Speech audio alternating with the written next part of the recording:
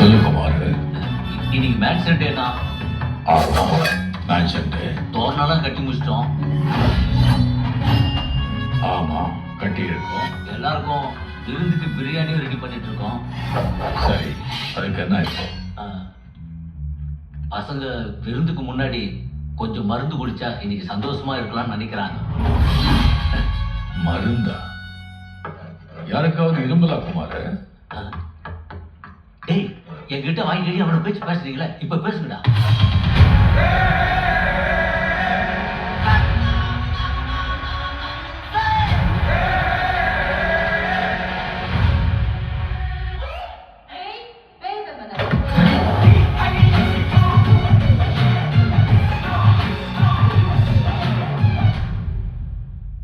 இதெல்லாம் அவங்க கேட்ட மாதிரி தெரியலையே குமார். நான் டீ டோட்டல இருக்கான், உங்களுக்கு தான் தெரியுமே. ஆமா ஆமா ஆமா.